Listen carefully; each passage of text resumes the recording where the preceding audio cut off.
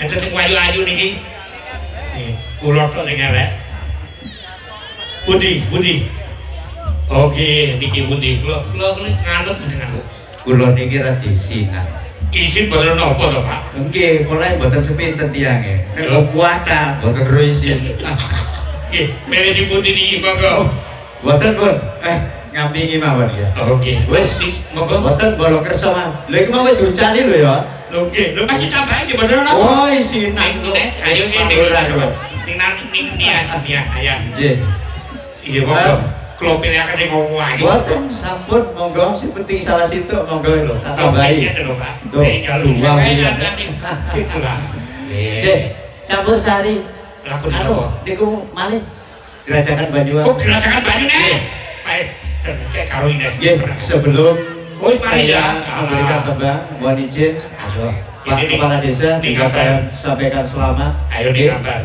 Sugeng Rahayu sedaya Kang Samirawo pangapunten ing dalu menika kula derek lelaman adicara campur sari ingkang sampun kondang kaluka nok wilayah Mojokerto yo jenengan sing nyembang Pak. Oh ngoten ta. Lho, kula tandhet jenengan. Lho, bareng kersa. Tapi nek sampeyan tau dekno lho tembange lho ya. Nggih. Nggih, monggo Mas.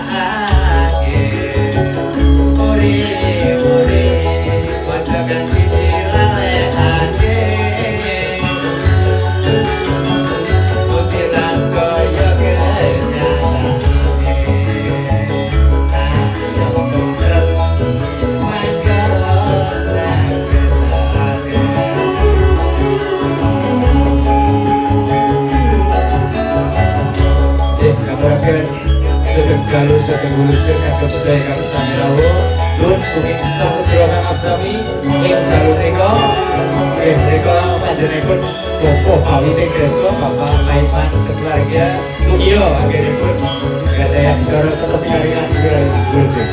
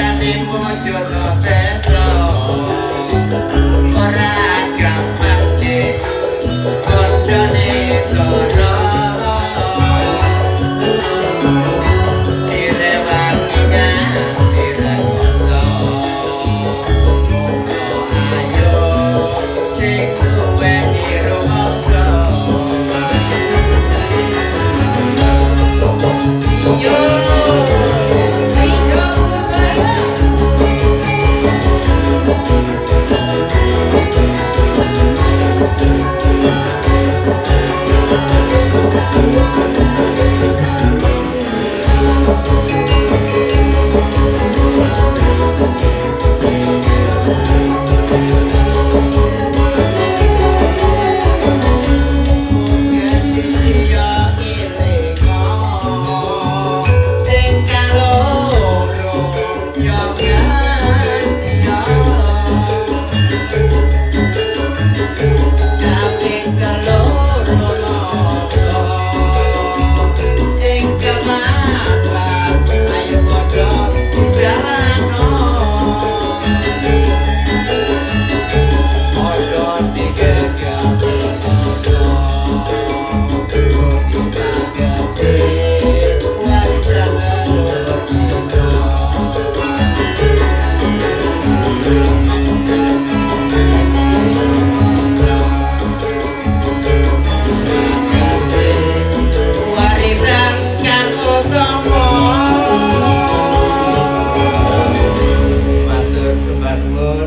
mugia Bapak Kepala Desa Pungging anggenipun ngagem amanah menika tetep amanah ingkang diridhoni kalian Gusti Kang Akarya Jagat. Salam Kang Senoaji. Terima kasih. Rahayu, rahayu, rahayu.